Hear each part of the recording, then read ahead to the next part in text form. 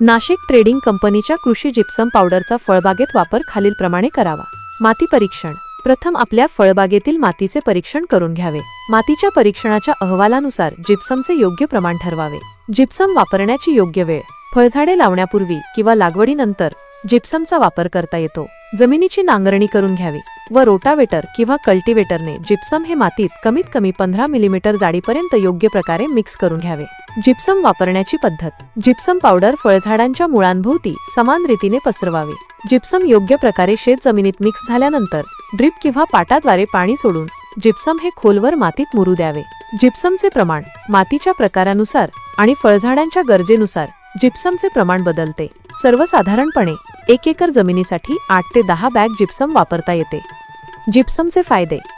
जमिनीचा सामू पीएच संतुलित राखण्यास मदत करते। जमिनीतील क्षार कमी करते। जमीन भुसभुशीत करते।